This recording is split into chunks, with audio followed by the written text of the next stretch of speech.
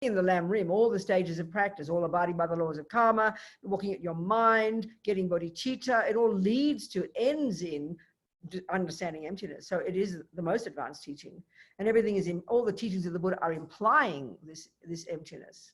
So as His Holiness said one time in answer to one person who asked exactly that, how do you apply emptiness? How do you think about it? And the answer was really so simple, but of course it's completely profound. And so let's discuss this. He said, it's very simple. Learn to see things from a different point of view. Well, that's exactly the meaning of dependent arising. So the way that Tsongkhapa, our lineage Lama, teaches, the thing his most favorite teaching as a method, the king of logics, as Lama Yeshe paraphrases, the king of logics to prove emptiness, is to understand the conventional existence of things. And the term for that, the shorthand for that, is dependent arising. That basically everything in the universe, Buddha says, everything that exists, every phenomenon, every object of knowledge, everything that exists by necessity, exists interdependently, exists in dependence upon various factors. So we hear those words and they seem quite simple. I mean, we kind of go, well, yeah, that makes sense, But so why is Buddha telling us this? That's the key point. Why is he pointing this out? Why are the teachings on dependent arising, the logic to prove emptiness, so extensive? And this is the point that Buddha says, because of this root delusion, because of this ignorance, this root delusion, as we know, Buddha talks about, actually, they always say there are like 84,000. Buddha points out 84,000 distinct mental problems. But fortunately, they all subsume to 3. So we all know from reading Buddhist literature that, there are the 3 poisons. I mean, the 3 toxic emotions. And these sound sweet and cute almost to us. I mean, we don't go to a therapist and say, oh, I had a bit of ignorance today. I don't go to the therapist and say, oh, I got annoyed. I tell you to shut up and go home and wait till you want to kill your husband, So we don't even think of this as so important. But these 3 poisons, if we could understand these, we would have a profound understanding of the whole Buddhist view of reality. We really would, of why we suffer and how to stop suffering. So the root one is the key here. The root delusion, and that term is fairly evident, It's simply known as ignorance. But colloquially, we can call it ego grasping, which really gives it a good flavor.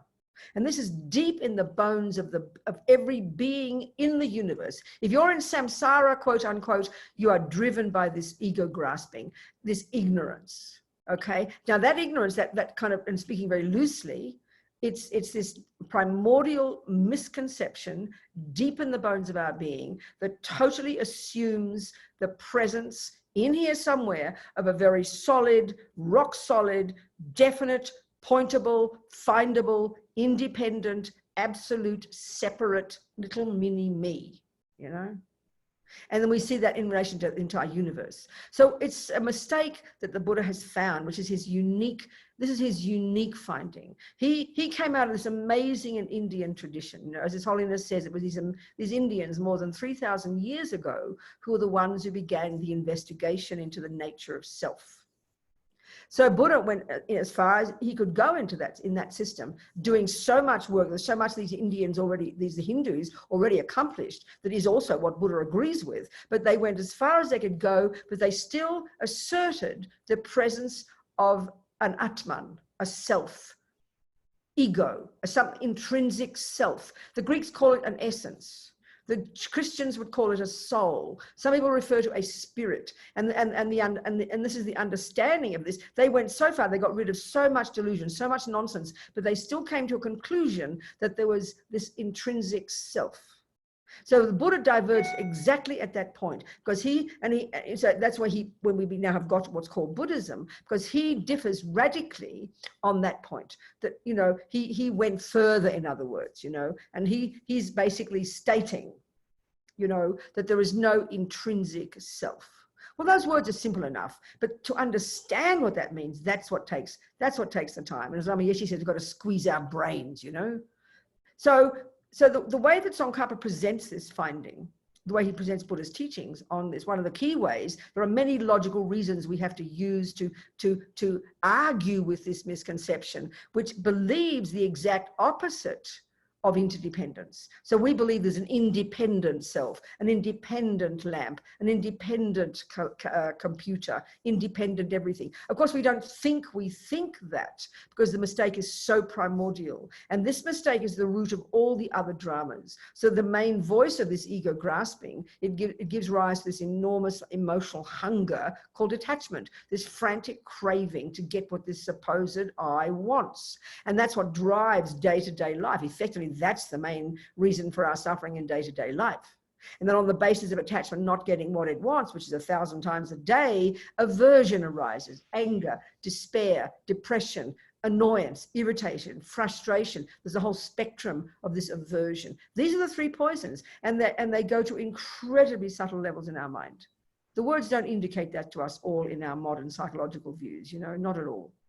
So we want to talk about the root delusion tonight, but the more we understand how the other delusions work, how the other misconceptions, how the other neurotic emotions, how these other disturbing emotions, other afflictions, which is a typical term they use in Buddhist texts, you know, how they function, the more we understand how they function, that leads us to understand the root problem, the root delusion. So what Buddha's saying is that this ignorance deep in our bones of our being, and ancient, of course, brought with us since beginningless time, this ego grasping, its function, if it's a misconception, what it misconceives is the very, and the only way to put it is the very ontological status itself of the self, of the lamp, of the computer, of whatever exists. The very nature of the thing itself. So of course we think, well, that sounds like a bit like a philosopher's. Why should we learn that? Well, Buddha says we've got to be our own philosopher. We've got to be our own psychologist, because we've got to free ourselves from suffering. And it's this misconception that keeps us grounded in suffering. So this misconception, this ego grasping, like I said, believes totally and completely in a type of self that has never, couldn't, and doesn't, and can never exist. So and because it's so primordial, when we hear these words, we hear it as quite abstract, because we don't think we believe in an I like that, because we so take it as a given that there is an I like that the mistake is so absolute, and it gives rise to the other mistakes. And this is an interesting point in itself. Okay, if we say attachment, if we say anger, if we say jealousy, if we say depression, it seems almost like ridiculous to say that they're misconceptions. I mean, that's really odd. We would say they're emotions. And this is a major point we need to understand before we even begin to unpack this idea of this ego grasping and its mistake. The key thing that Buddha's saying, and this is unique to Buddhist psychology, the key characteristic of all these unhappy emotions. In fact, okay, I'll step back a bit. When you learn about the mind, and this is more like in the middle scope, in like what I like to call high school teachings, we learn to understand what mind is. And Buddha's view of what mind is totally different in many fundamental ways from our neuroscientific views, from our psychological views in the modern world. You know, the first point being, as we all know, that what is called mind or consciousness is not physical. It's not a function of the brain. We need a brain to function. It's interdependently connected with our mind, but it is not the mind itself. Secondly, this mind of ours does not come from a creator, and it does not come from mummy and daddy, which are the usual views we have in our world. That's a big shock to hear. Buddha's view is our mind comes from previous moments of itself, as this river of mental moments. Of course, we can't prove that immediately. We're not clairvoyant, but we take it as our hypothesis. But all of Buddha's teaching, Buddha's philosophy, Buddhist psychology, Buddha's view of emptiness are rooted in this fundamental proposition that consciousness is not physical, that it's not from someone else. It's uniquely our own. So that's the mind. So then second point about the mind, we can learn, and this is a crucial piece to understand, the mind functions in two main ways. We have sensory consciousness and we have mental consciousness. So this is already very powerful to understand, you know. As far as we're concerned in our culture, because we're so totally identifying ourselves as this bag of bones here, we just think this is me. We know we have thoughts. We know we have sensory consciousness, but we don't even discriminate really. And this is a major point for Buddhist psychology, and it's very telling. Okay. And this begins to help us understand how these misconceptions function, why they're called misconceptions. ego, ego grasping, attachment, anger, jealousy, etc. Okay, so sensory consciousness, your eye consciousness, ear the 5 senses. So strictly speaking, speaking properly, the way Buddhism would say, eye consciousness is not the eyeball at all. So when I say, my typical example, I say, oh, what a very nice looking thermos. I'm attached to my thermos here, right? The look of it. So we naturally think, when I say I see a pretty thermos, we think the eye consciousness, we think the eyeball sees a pretty thermos. No, not at all. First of all, the eyeball is there, but it works in conjunction with eye consciousness. Consciousness is another word for mind, and by definition, not physical, as we said. So eye consciousness is that part of your mind that functions through the medium of the eyeball and all the bits and pieces to have a cognition. Now, not of a pretty thermos. That's not the capability of sensory consciousness. Sensory consciousnesses are really limited in their capacity for cognition.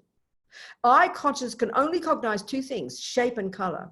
Ear consciousness can only cognize sound, taste, the different kinds of taste. They're profoundly limited, in other words, in their capacity for cognition, but we give them so much more power. As Lama Yeshe says, we make the body the boss, So this is really quite a powerful point for Buddhism. So your senses are limited, but look how we think of what they experience. When I see beautiful flowers, I think my eyes see beautiful flowers. If I'm in love with somebody, I see there's a divine person. I believe my eyes are seeing a handsome person. Load of rubbish, no. So what part of your mind is cognizing a pretty thermos, a handsome man? Mental consciousness. That's where the workshop is, as Lama Yeshe puts it. Lama Zopa, he calls it that. And Tibetan's point here, don't put up in the brain. So your mental consciousness, that's where all your thoughts, all your feelings, all your emotions, all your love, all your hate, all your lust, all your rage, all your psychosis, all your loving kindness, all the bits and pieces of how you think and feel. That's your mental consciousness. That is what we have to unpack and unravel. That is where all the problems are. That is where all the happiness is. That is where the source of enlightenment is. That is where the source of hell is. Everything is in the mental consciousness. We have to learn, and that's Buddha's expertise, becoming intimately familiar with each of the thoughts in there. So that's a surprise to us. First of all, we know we have thoughts. So in our modern psychological views, we talk about thoughts, and you think of a thought as something rational, don't we? Well, I'm going to learn music. I've got to learn all these complicated thoughts. I've got to learn computers. I learn these complicated thoughts. We think of that's thoughts, it's intellectual. I learn mathematics, they're complicated thoughts. But when we say love and compassion, we point here, and we would never say they're thoughts. We think that's funny, but they are. And this is the point, the Buddha's point. This is the point about the mental consciousness. It functions in 2 ways. Conceptual, and there's another one that's called perception. Now that's a very regular English word, and each of us could have a different definition. But in Buddhist psychology, it's got a very specific definition. Perception, forget the sensory consciousness, it has perception, but it's another thing, so forget that. But mental consciousness, we have conceptual, which is a grosser level, and that's the level we function at day to day. So when you learn the epistemological model of the mind in Buddhist psychology, it's totally fascinating. The way conceptual mind works, it's beyond fascinating. It's extremely complex and very unusual and very marvelous. I mean, I think Western scientists will be delighted to learn it, but they've got to posit the possibility. We're not discussing the brain here. We're discussing the actual cognitive process, So the conceptuality is a really gross level. It's a bunch of thoughts. Now, the point is, love and compassion are included in that. Hate and rage are included in that. So the point, what I'm getting at, and ego grasping is included in that. It's a conceptual state of mind in its bones. But the point is this: some of these conceptual states of mind, there are deluded ones, and then there are valid ones, because love and compassion are also based in being conceptual stories, conceptual states of mind. So this mental consciousness of ours, at the gross level we function at in day-to-day life, is only at the level of conception. Now, when you've got single point of concentration, when you've completely subdued the senses, you completely subdued the conceptuality, and that's not a state of mind we posit in modern psychology. It just sounds abstract to us. It sounds like spiritual.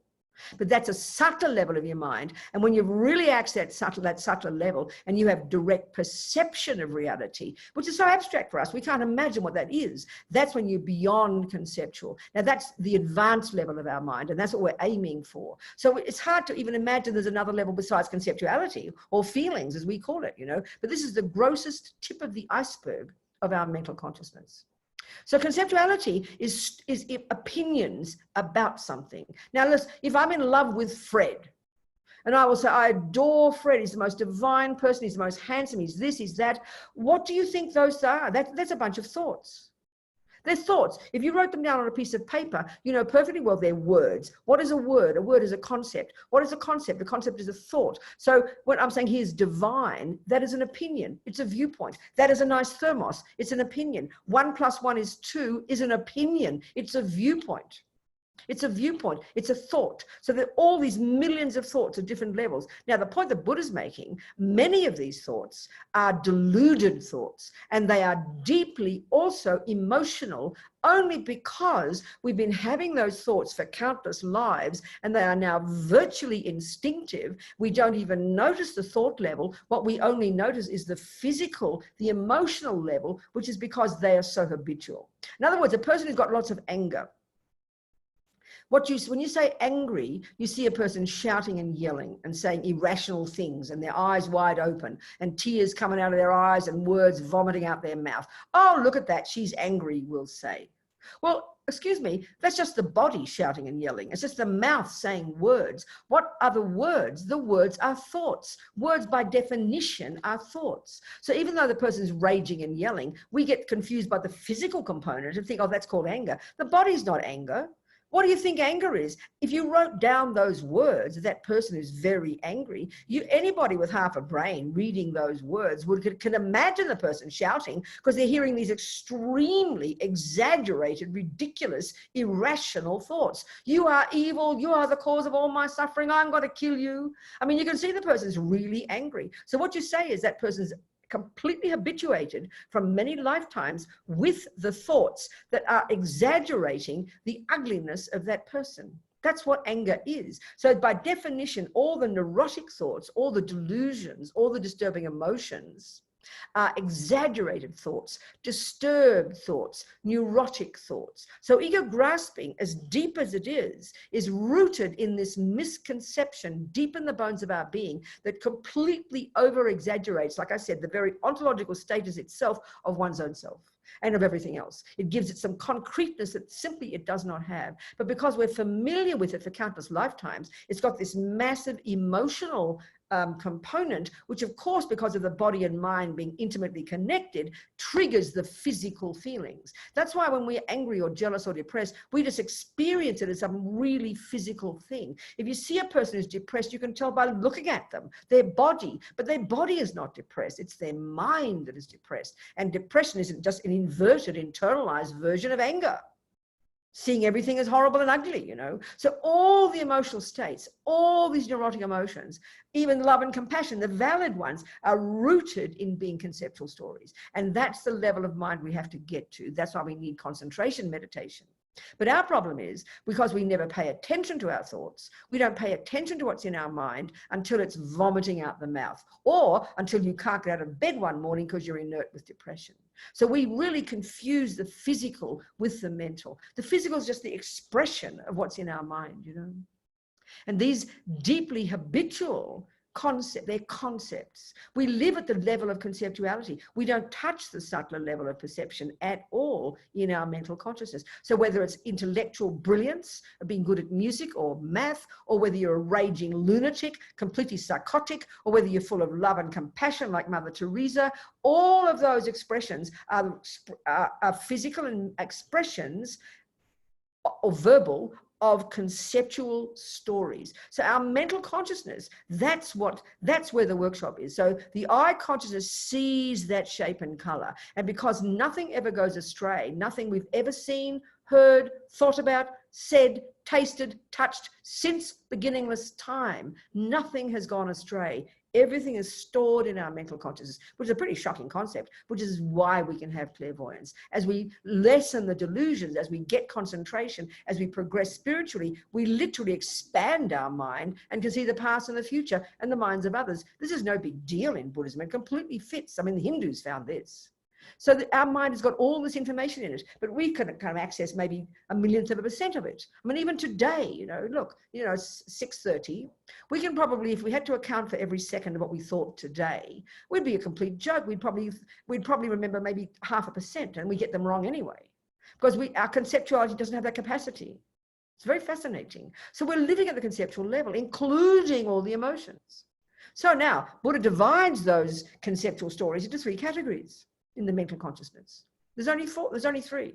There are the neurotic, deluded, I-based, fear-based ones, all the ones that are rooted in ego grasping. Then there are the valid ones like compassion and love and kindness and intelligence. They're valid states of mind. They're virtues, and they are also conceptual stories. And the third one is like the mechanics of our mind. I like to call them that, like good memory, concentration, discrimination. There's many of these, and they're like the parts of us that make us function, but they're neither virtuous nor non-virtuous. So whether you're a murderer or a meditator, you need good concentration, you know, so that they're neither negative nor positive. There's a particular meaning that Buddhist psychology has. So the point is, Buddha's telling us that all these neurotic states of mind, the deluded states of mind, the misconceptions, starting with ego grasping and then giving rise to all these other thousands, they are the source of our suffering. And why is very simple, because they're misconceptions. I mean, this is such a curious point. Who would have thought that anger, first of all, anger is a misconception, and second, to think that you suffer with anger because it's a misconception sounds very weird to us, you know. So we've got a lot of unpacking to do. And we really begin this in the middle scope in high school before we get anywhere near emptiness. We learn to understand the mind and how it's, you know, I mean, I'm sure, I don't know if Gen Don has taught you all this, but you need to learn this low rig. You know, you learn this, the text called low rig, where you study the way the mind functions. It's really fascinating. And it's a very distinct view, you know. So all these misconceptions. I mean, there's the typical term for these unhappy emotions in the Tibetan, in the Buddhist text, as you know, coming from the Indian, the term is klesha, and it's translated in English as affliction. So I think in our world, we don't use that word in our daily life. It's very arcane, isn't it? Well, these neurotic states of mind are the afflictions. They're disturbing emotions, they're delusions. There's many synonyms. And Lama Yeshe, in his wonderful book that came out last year called Mahamudra, you know, a wonderful meditation on emptiness, and maybe we'll discuss this tonight because this is our discussion here. I think Lama was wonderful. He came up with his own terms. He knew just instinctively when he first met Westerners in the 60s. Somehow, I joke and say he was like he was born a hippie. He just knew how to talk to Westerners. He was quite remarkable, you know. It was quite amazing. When I edit his teachings, it's so evident. So I in the preface that I wrote in the book, because I edited the book, I identified at least 21 or 22 synonyms that Lama basically made up to try and convey to us the meaning of this word affliction. And he never used the word affliction because it's just so weird, you know. I mean, it's okay, His Holiness uses it, everyone uses it. We've got to know what it means. You know, it's a word referring to these unhappy states of mind. And so the 2 main functions of these unhappy states of mind, and 2 main functions of these delusions, 2 main functions of these kleshas, these afflictions, starting with the root one, is that 1, they're disturbing, and that's evident. Check the last time you were depressed, fearful, which is a symptom of ego grasping, angry, attached. It's clearly very distressing, very disturbing, and that we get in touch with that, certainly in the middle scope of practice in high school. But the more subtle function, the one we get to the root of when we get to ego grasping, so we can understand emptiness and cut this root so we can stop suffering, is that it's a delusion. This is one about misconception. So to understand that anger is, yes, it's physical, there's a physical expression of it. Depression, there is a physical expression, you're inert. But the real function of those, and they're just different versions of aversion, the 3 poisons, ego grasping, attachment, aversion, and there's this hierarchical relationship between them. The root is ego grasping because of this primordial clinging to a fantasy me, which doesn't exist, could never exist, and can and has never existed. It's a fantasy ego grasping is made up. That, on the basis of that, then there's this massive sense of separateness from others, a sense of bereft and lonely, and a sense of missing something. So that's attachment. Attachment is a bottomless pit of hunger, emotional hunger. Why? Because it's dissatisfaction. It's always wanting what I want every second, and that's the main function of attachment. It's this neurotic, self-centered, the main voice of ego grasping, this neurotic, self-centered hunger to get what I want every millisecond. That's what it does. It seems very brutal, but that's what it is. That's its function. And it's deep in our bones. And then when it doesn't get what it wants, when that attachment is thwarted, and that's 1,000 times a day, but we never notice until it's huge, that's aversion. But then there's anger, which is a volatile expression of aversion. Then there's mild levels of it, or annoyed, irritated, frustrated, upset. We never pay attention to that. We just think it's a normal thing. But that's attachment not getting what it wants. And then finally, deep depression. These are all the expressions of attachment and aversion, which are the outcrop. They're the result of ego grasping, and they're linked intimately. We've got to understand this. It's a very precise, very detailed presentation. And this is the root. All these three are the root of all the others, you know. So in our practice, this is why we just don't leap into emptiness first. The very first level of practice is that we control our body and speech. We abide by the laws of karma. We live in good ethics. Why? So we don't want to create more suffering for ourselves. So we subdue our body and speech. Then we get to the middle scope, to high school. We start to unpack and unravel our mind and understand attachment and aversion and the other delusions. We really begin to get renunciation. So by now we're a very stable, disciplined person. Now we can get to the bodhisattva path and develop compassion. And then we get to the final stages of the 6 perfections of the bodhisattva. And we do the first 4: generosity, morality, patience, and perseverance. These are the practices of the bodhisattva in relation to sentient beings. And then in our meditation, the final stages of the whole bodhisattva path is concentration and wisdom. And wisdom is the one we're discussing here, you know. So all of that leads us to this. It prepares our body, it prepares our mind to be able to understand emptiness. So now let's discuss emptiness. So the way that Tsongkhapa teaches, that he really praises, is to see emptiness, which is the shorthand for the ultimate or final or actual way that everything exists. And the way to see it and to understand it is in the context of the conventional truth. There's the ultimate truth, as they call it, and then there's the conventional truth. And that is how things exist conventionally. And as I said, the shorthand for that one is dependent arising or interdependence. And as Lama Yeshe quotes, paraphrases Tsongkhapa, the king of logics, to prove emptiness. So as I said in the very beginning, as His Holiness said, very simple, the way to apply it in daily life is to see things from a different point of view. But let's look at that in terms of that's dependent arising. So the function, in other words, the function, when ego grasping is rampant, most of the time ego grasping is like a sleeping lion. It's just there, implicit, deep in our bones. So much we take it as a given. What it grasps at, we take that as a given. The real, independent, definite, separate me. I mean, even it seems weird to indicate that Buddha thinks there isn't that, because it's so clear there must be that. Look at us, we're literally separate people, aren't we? So it seems weird to think that that's a mistake. But that is the mistake. And so the function of this ego grasping, specifically, its particular way, they all exaggerate, okay? That's their key function. That's why they're called delusions. When you're accused of being delusional, you know that you're not in touch with reality, and that's a very good word for this function of these neurotic states of mind. So ego grasping is the root delusion, the root misconception, the root lie. And as Lama Zopa says, all these delusions,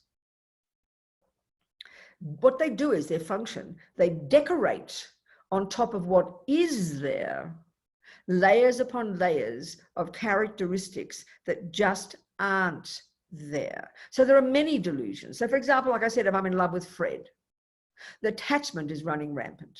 That means attachment is a delusion that over-exaggerates Fred's deliciousness. Now we understand that. We do it all the time. That cake, forget Fred, just the cake. When you're hungry and you like your chocolate cake, we know very well you've got your attachment glasses on, and it over-exaggerates the deliciousness of the cake.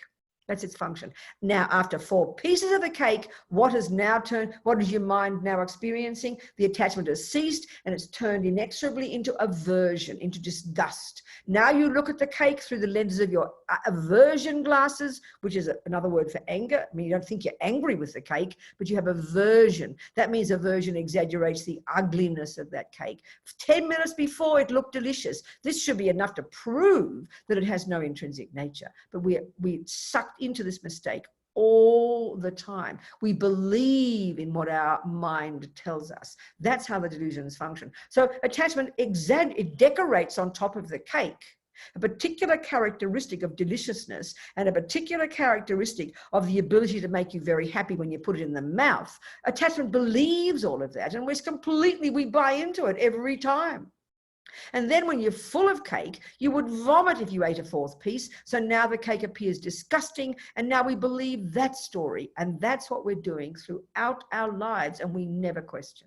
And that's how deep the mistakes are, because we think it's all the cake. We think the cake is so delicious out there on a plate, vibrating delicious, is kind of demanding that I eat it. And we feel, well, it's not my fault. Look at the cake, it's its fault. And now when you've had 4 pieces, you blame the cake for being disgusting. You blame the cake for making you vomit. Excuse me, poor old cake just sitting there, innocent, and we dump all our junk on top of it. That's what we do to Fred and everybody else on the whole planet. But we believe it's all out there, don't we? That's the depth of the mistake. And that's the mistake that ego grasping brings.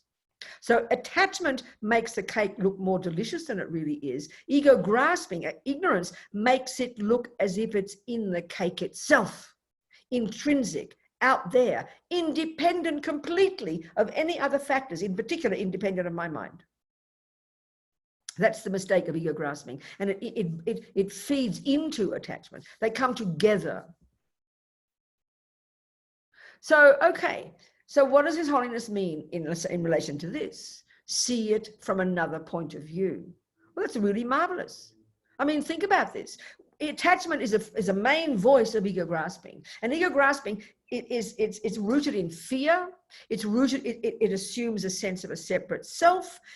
Attachment is its main voice. It's desperate. It's rigid. It's fundamentalist, and it's like tunnel vision. It just sees that cake. It feels the emptiness, and it's desperate to get it in the damn mouth. You don't put it in your ear. You don't put it in your eye.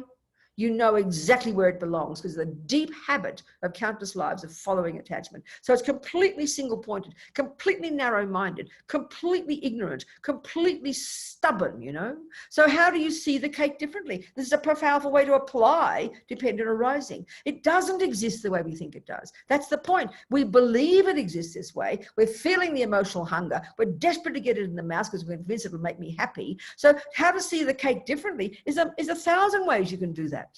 If you're with your friend and they like that cake too, and there's only 1 piece left, as soon as you start thinking of your friend, as soon as you start thinking of compassion, you're seeing the cake differently. You're smashing ego grasping. Because ego grasping is completely neurotic, self-centered, narrow-minded I. Attachment is the main voice to get what that I wants. Of course, we'll do it politely. Would you like the other cake? Oh, no, you have it, Robina. Oh, okay. And you take the cake looking all polite. But attachment is like this junkie in here, frantic to get it in. I mean, it's completely fundamentalist. That's narrow-minded. That's ignorance, literally. So if you see it from another point of view, you can see it in so many ways. You can think of it as, I'm going to offer it to my friend. Straight away, compassion takes over. It mitigates the attachment, and you don't see it the same way. So it's a simple example. I mean, if a person wants to go to this movie and you want to go to that movie, no, I'm right and you're wrong. See it from their point of view. Right there, you're applying emptiness. Right there, you're applying dependent arising, because things don't exist the way they appear to us. And that's why there is so much suffering on the planet. That's why we're stubborn and arrogant and harmful and lie and steal and kill, because we believe in our own karmic appearances, is the way Lama Zopa puts it. So it's not that complicated. We can see that makes a difference. If you're on a diet, for example, like right now, I decided 2 months now, I've been eating less food. Okay. I just decided I'd eat less food, and I stopped eating for a while, just to get a bit healthy, I've lost a few pounds. But it's better. I'm getting asthma all the time. Lately, I'm getting asthma. And so the acupuncturist I went to said, it's probably I love butter, like masses of butter and everything. And then I have tea and milk and all those things. And coffee and whatever. So I decided to give it up, and my asthma is finished. So it's really helpful for my body. But what I'm getting at is you've got to see the food differently. If I'm attached to my food, I tell you, I mean, I couldn't care less about boys or clothes or anything else, but food gets me every time, What else has a nun got, right? It's like a joke, isn't it? So anyway, I've got to see the food differently. So that's really good for your mind. If I keep thinking of the food all the time as delicious and divine, I wish I had my cake, I wish I had my coffee, I'd be completely neurotic. I'd be so miserable. So you've got to change your mind about it and decide the coffee is not worthwhile. The milk is just this yucky old stuff over there. You see it differently. And straight away, when you see something differently, you become happy. You choose to see it differently. This is daily practice, You stop buying into attachment story. You stop buying into anger's story. That's seeing things differently. And that smashes ego grasping, because that's the root delusion that's informed, that's informing all the others. See something from another point of view. It's profound, you know, because ignorance sees it in tunnel vision. That's the point. It's tunnel vision. It's a good way to put it. This is how it is. And this is why we suffer. So thinking right now, all the suffering people are having with COVID-19 and the anxiety and the losing jobs. I mean, people suffering is genuine, as terrible suffering people are having now. I mean, whatever it might be, that's the cause of it. Look at the fires and hurricanes 1 minute, fires the next, COVID-19 the next. We know it's just bombarding us, stuff that happens that we don't want. So one of the misconceptions in our mind, for example, is grasping at things as permanent. Because we're attached to the weather being nice, because we're attached to the food being delicious, we put another mistake on it called seeing it as permanent, seeing it as unchanging. That's why we're all freaking out now, because it's so uncertain. I mean, but where is it written that everything was set in stone? I mean, that's a big mistake our mind makes. So seeing it differently, deciding to go with the flow of change, suddenly you don't suffer so much. And this is Buddha's key point. Across the board, change the way you see things and you change your life. That's how you get happy.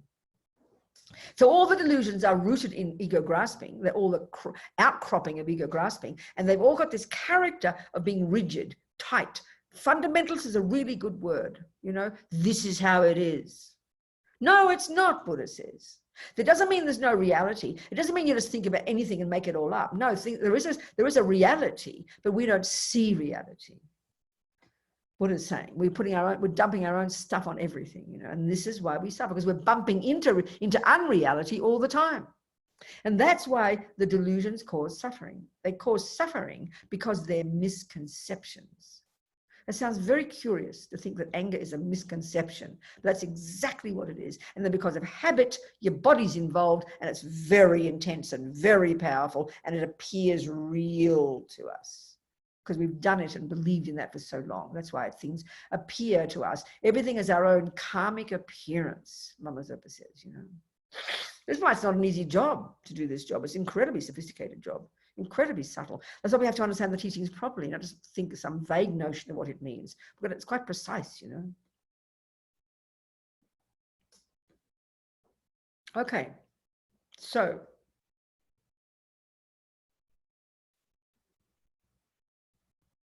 let's look at what Buddha's saying about dependent arising. There's hundreds of ways in which things exist interdependently. Like the fact that long, we know the word long. We can't just say, oh, it's long. We've got to know it in relation to short. Fat is in relation to thin. That's one example of how things dependently exist. It's very obvious, you know. Light, dark, up, down. There's so many of those pairs. That's an example of dependent arising. But the Buddha points out three kinds of dependent arising, in particular because they're arguments with the prevailing view that at the time, and these are just still a summary. There's many, many views that are presented in all the different teachings, many views about emptiness, many views and quite subtle differences. But there are three general arguments that Buddha puts forth as examples of the three levels of these, three levels of dependent, he asserts three levels of dependent arising. And each of them is an argument with the prevailing view.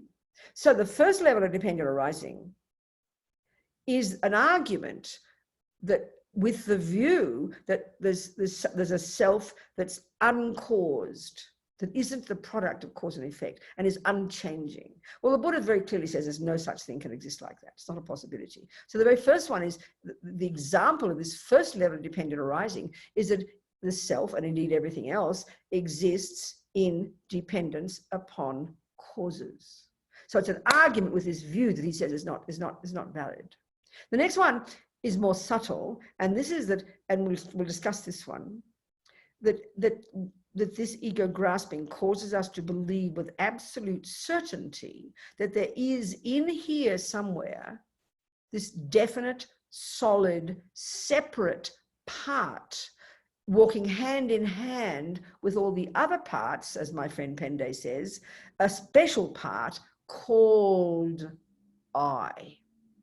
So there's a nose, there's a chin, there's a lip, there's anger, there's love, all these thousands of parts that make up a person. And we think there's another part, a special part, that's like the owner, that the boss, the puppeteer, and that's called I. We believe that, and this is not even the grossest mistake. So the first argument is cause and effect. The second one is, the Buddha's telling us that there cannot be a separate bit called I that owns the parts. And we'll do some analysis of that to try and see how that's true. The third one, the actual meaning of emptiness, is that everything exists in dependence upon the mind calling it that. That's the subtlest. That's where we finally cut the root, when we can comprehend that one. So we can go in stages, you know. So let's look at this second one. It's very fascinating. This is where we get into a more precise analysis. Seeing something from another point of view is what's implied here, but this is a very precise analysis and a very precise argument with this very precise mistake. Okay. So one little example. Yeah. So I will tell you, I have a thermos and an orchid. Okay, see, this is my orchid here. So now this argument here, this discussion is, as Buddha, this debate would establish, if you say that, you've got to count you count how many things that I mentioned. I mentioned 3 things, didn't I? I said I, which is a name referring to this particular phenomenon. Then I said the name thermos, which is the term for this phenomenon. And then I said a third one called orchid, which is the term we all realize is the term for this particular phenomenon. So I stated 3 things, didn't I? 3 phenomena. So if I said that statement, you would hope when you look in my direction, because that's where the sound is coming from, and you would quickly verify that I spoke the truth. That's the first thing you'd do. I mean, if I said to you, I have an elephant in my right hand, you'd feel sorry for Robina. She's deluded, obviously. So we would verify it. As soon as you hear a person say something, you would verify it. And you'd then have some confidence. The next sentence I might say might also be true. But if I start, you have to point out, now this is the point now, you've got to point out in this case, and it's not complicated, 3 separate and independent phenomena, and they've got 2 different meanings, and we'll discuss this in a minute. So you want to prove that what I said is true. That means you have to point out an orchid that is not a Robina. And crucially, an orchid, it is a separate and independent phenomenon, because to it function to be an orchid, this flower that, you know, whatever it's called, it doesn't depend upon the existence of a Robina for its existence. Robina could grow up dead. The orchid will be fine. That shows it's both independent and separate. Pretty clear.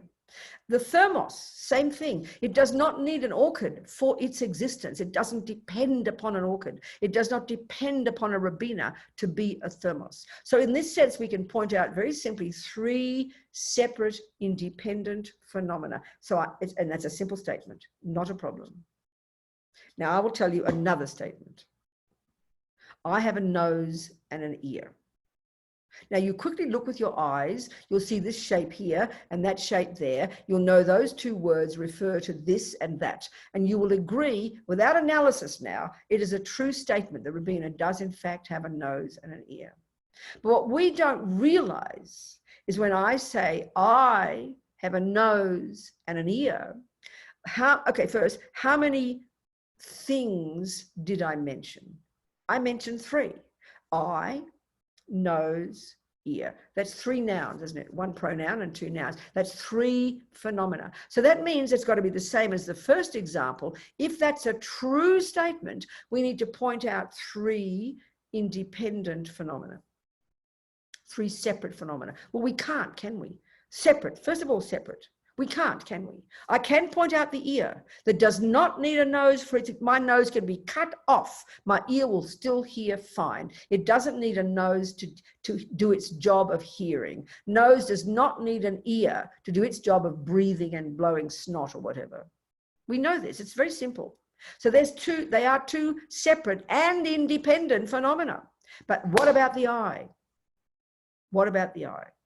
Now, instinctively, we believe that there is one in there. We say it like that. We believe it. We feel it. We believe it absolutely. This is the function of ego grasping. And Buddha says, don't be ridiculous. Not only isn't there an independent I, not only isn't there one, but you don't need one, which is a bit shocking to us. So we've got to understand these words, you know. So if it is true that if there is an independent I, if there is a separate I in there, an independent, and these got two meanings, and you'll see it now when I'm telling you. There is an I. This is the point. There is not a separate I. There's not a separate I.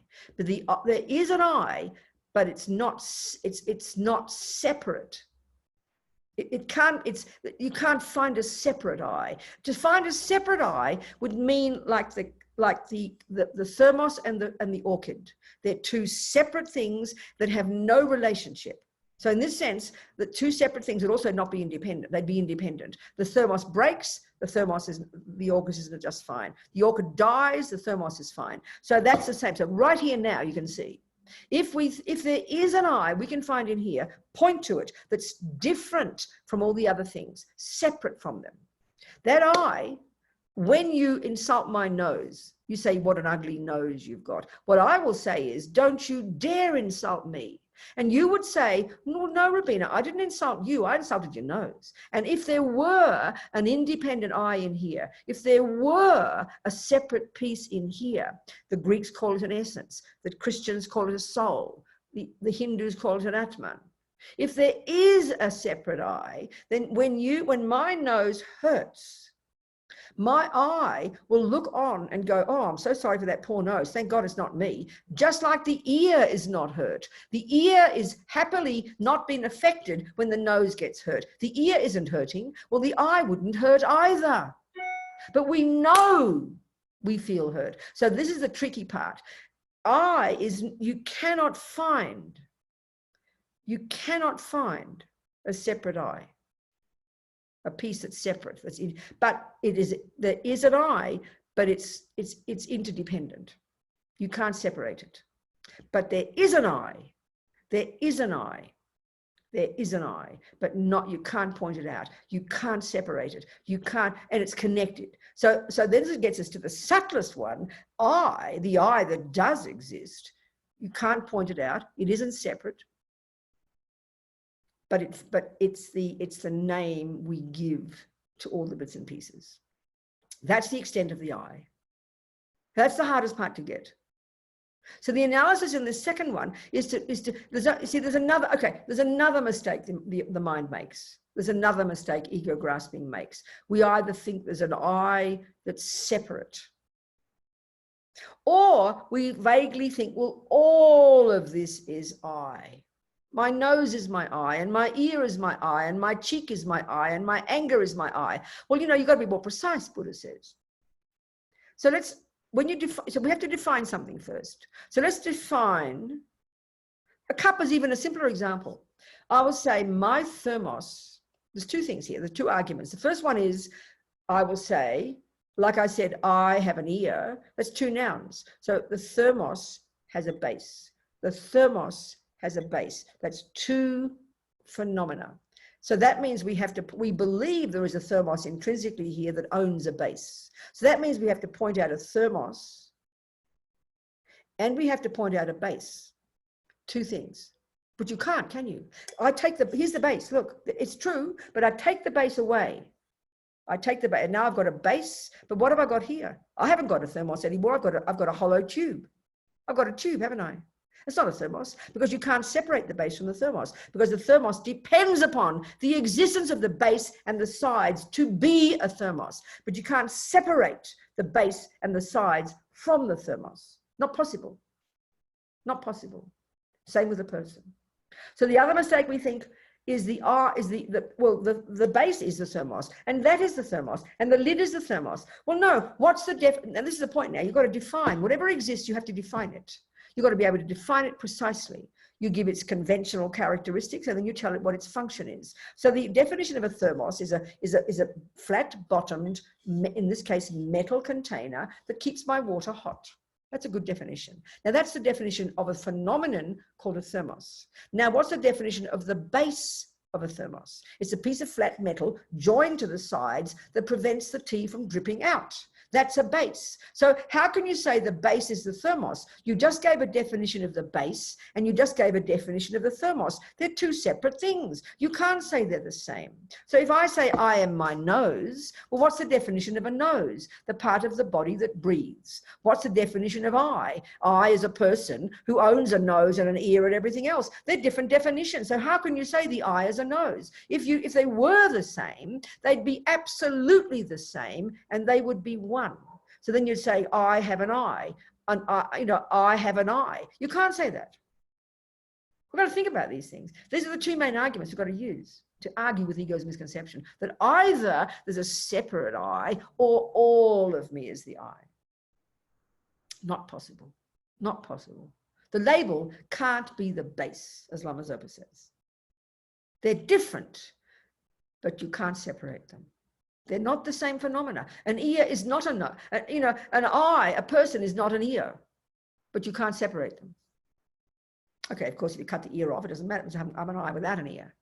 So it's this kind of logic we have to use, which we're not used to thinking like this. And this logic is to argue with ego's misconceptions that believe these lies. And because the lies are so deep in our bones, initially we just think it's like silly words, we can't hear it. It doesn't trigger any realization whatsoever.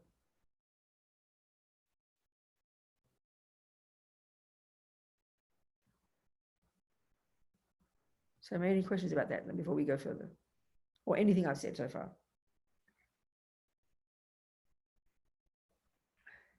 If not, I'll keep going. No questions? No? Okay. Okay. Eloise got a question? No. No question, darling?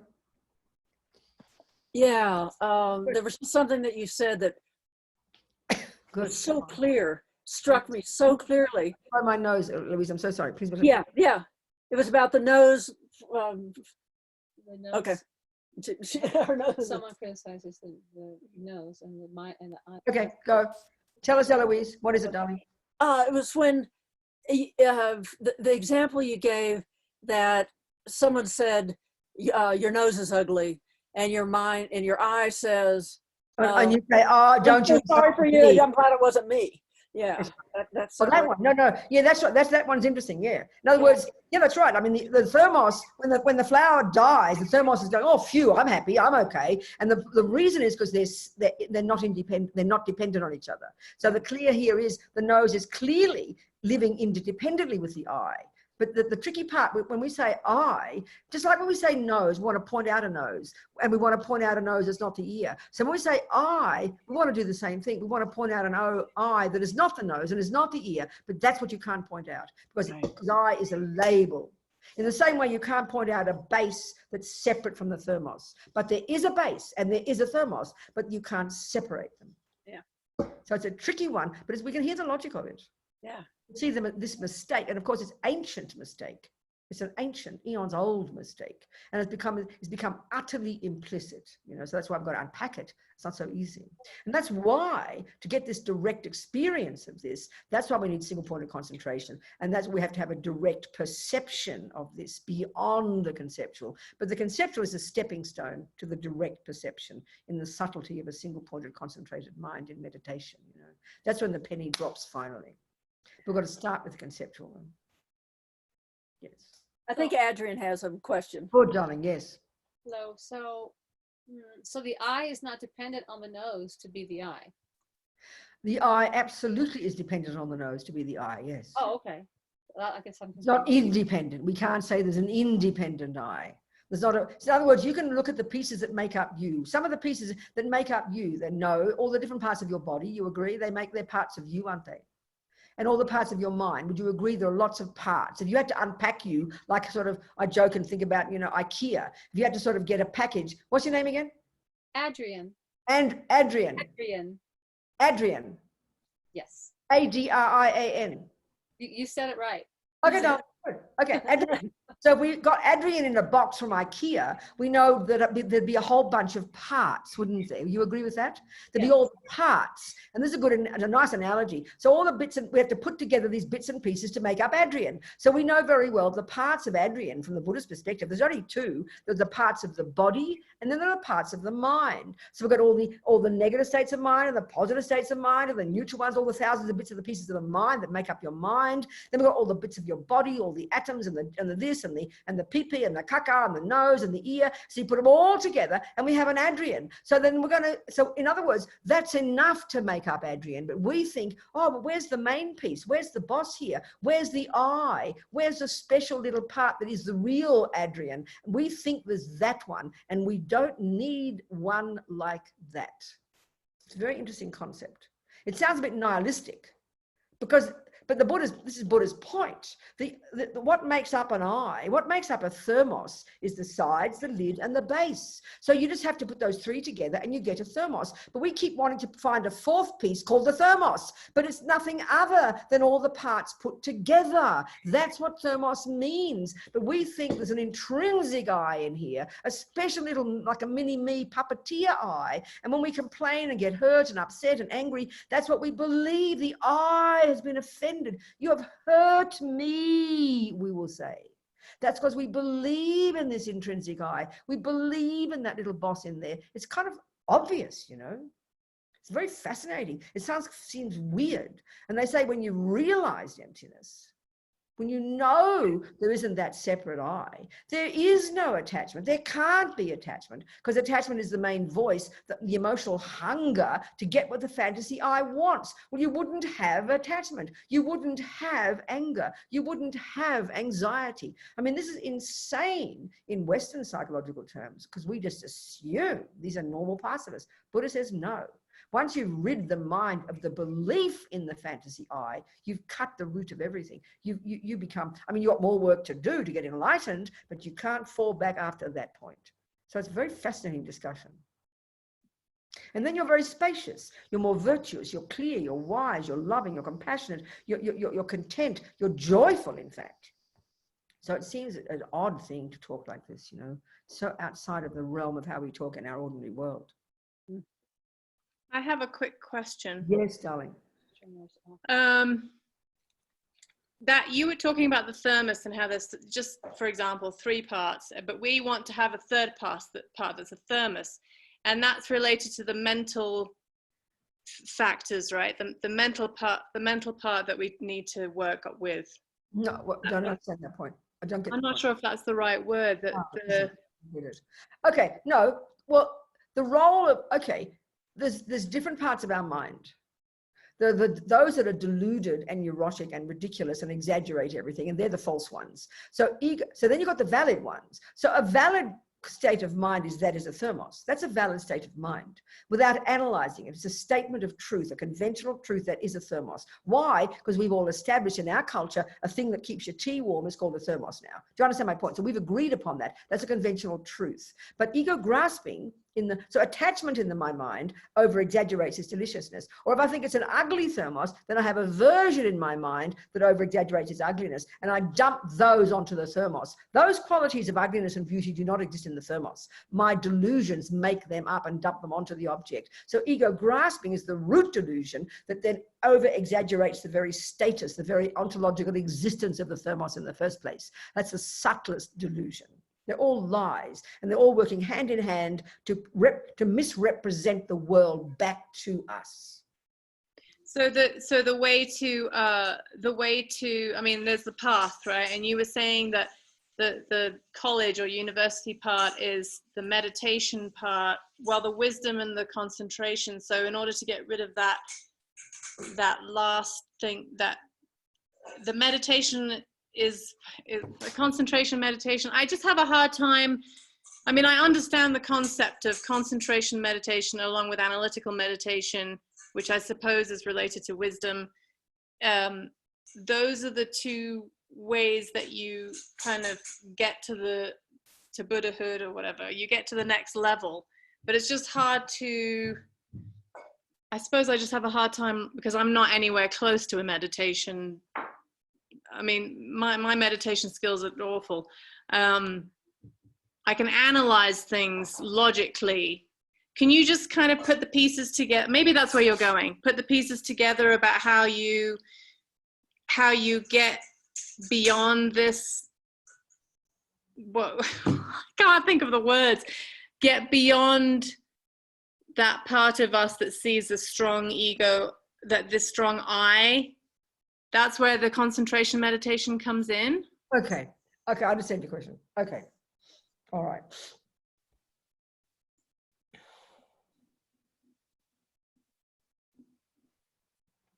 Okay, so the Buddha's presenting the mind, and he's saying we've got these deluded states of mind, we have valid states of mind that are virtuous, and we want to get rid of the deluded ones, and we want to grow the virtuous ones. If we think of the word Buddha, it's very helpful. I always say this. The word Buddha, the etymology of the word Buddha is incredible. And the same with the Tibetan equivalent, Sangye. Bud or Sang implies the utter eradication from our mind of all these insane misconceptions, ego grasping, attachment, anger, and all the other thousands. Because why? He's found that because they're misconceptions, and because they don't have a valid basis in reality, and they misrepresent the world to us, and therefore they cause us suffering, he has found, and that's his job, and that's where he diverged from the Hindus, that we can rid the mind utterly of all of those delusions. That's the goal. You hear my point? It's very simple. That's the goal, Pamine. That's what we're aiming for, to get rid of all the rubbish. Why? Because it causes suffering. Now, then the second syllable, da, implies the development to perfection of all the other states of mind: love, compassion, virtue, goodness, kindness, intelligence, because they are valid states of mind. They're valid because they are rooted in interdependence. So if I'm attached to you, I over-exaggerate your deliciousness, I manipulate you to do what I want, I possess you as mine, I'm obsessive, I'm neurotic, I'm lonely, I'm bereft, I get angry, I get jealous. That's suffering because of my misconceptions. But I do have some love and some kindness and some compassion. So when they're prevailing in our relationship, we get along nicely because we're living in interdependence. Love is necessarily connected to you. Attachment is only me. So it's a nonsense. It's just, and it causes a pain. So when there's more love and more compassion, we're rooted in reality. That means I've got a sense of you, you've got a sense of me, and we're existing interdependently, speaking very simple language. So it's clear the virtues are valid. So then the root delusion, though, is still there. So even when I have love and compassion for you, I still have, there's an inherent me that loves an inherent you. So we've still got to cut that root out. But we're moving closer to reality when we get rid of. So your first practice is you control the body and speech. You stop killing. You stop raping. You stop lying. You stop stealing. You stop bad mouthing, because they're the actions of the crazy mind. They're the servants of delusions. So at least you subdue them first. That's entry level, junior school, grade level, first level of Lam Rim. You calm your body and speech down. Then already you begin to calm your mind down. And now you get to the next level, the high school, the middle scope, and you start to unpack and unravel the other delusions. The delusions, you begin to understand your mind so in a sophisticated, amazing way. You become even more marvelous, more amazing, more skillful. That's the wisdom wing. Now, this is an extra point now, if you're on the Hinayana path, you would finish the job there. You would graduate at high school. You would get concentration. So far, you haven't worked with concentration. You've worked at a grosser level, calming your body, calming your speech, calming your mind, getting less deluded, less neurotic, and more virtuous. You're a pretty amazing person already. You've got renunciation of suffering. You're a pretty amazing person. But now you're going to get some concentration. And why you need concentration? Because you've got to go beyond the conceptual and beyond the sensory to the subtle level of mind, which is like this laser-like sharp microscope of your mind. And the microscope of your mind is the only level of your mind that can realize the truth. And you realize emptiness at the subtle level. You can't get it at a conceptual level. You can start studying it like we're talking here. And this will lead us, when you get single point of concentration, and then you realize emptiness, only when you got single point of concentration can you realize emptiness, beyond conceptuality. When you get the truth of it, then you perfect that, and then one life or other, you'll achieve your own nirvana, and honey, when you die, you are out of here. You're gone. You're not coming back. That's the Hinayana path. That's the first stages of the Lam Rim. And the reason you need concentration is because the grosser level doesn't have the capacity to unpack and unravel and remove from the mind all the delusions. It just doesn't have that's why you've got to have you need a microscope to get there.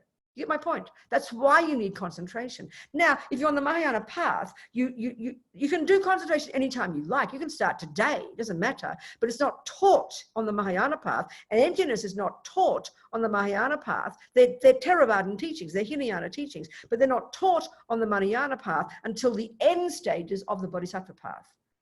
Do you understand my point? So then you get compassion. You get your renunciation in high school and junior school, that's the wisdom wing. And now you get some compassion on the bodhisattva wing, so powerful. So I'm smashing even more of the delusions. And now you do the 6 perfections of the bodhisattva and you bop around from life to life in the first 4, perfecting all the goodness. And in your meditation, you get your concentration. And then on the basis of that, you then are able to unpack and unravel the lies and deconstruct them and realize emptiness, get insight into the reality of how things exist. And that way you do the 2 wings together.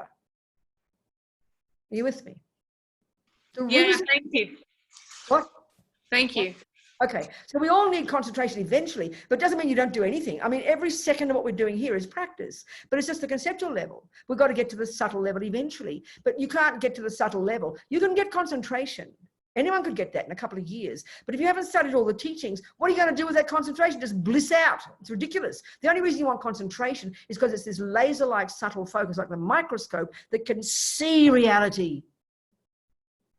Do you understand? So don't discount the fact that you haven't got it. Most of us haven't.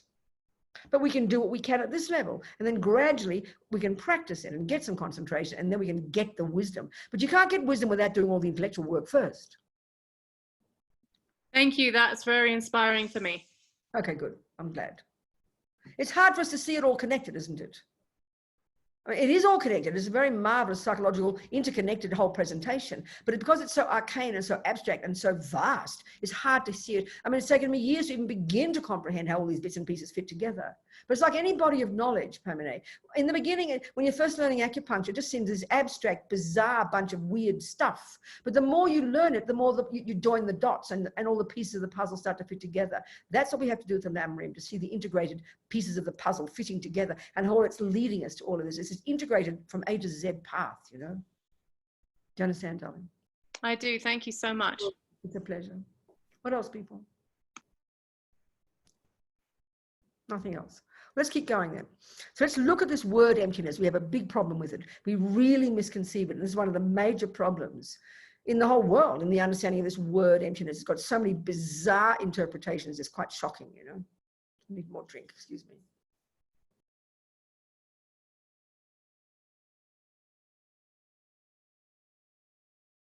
Okay, so stop the discussion, turn the page, new chapter, okay? Now let's look at the word emptiness. And this has to be something we really need to understand. It seems a bit abstract initially, but try and hear. Okay. So, okay. We use the word empty in daily life. It's not even complicated. I'll pick up my cup, just like I did then, to drink it. And I'll go, if there's no tea in there, no water, it's hot water, I'll go, oh, my cup's empty. I'll realize it, won't I? I'll get a shock.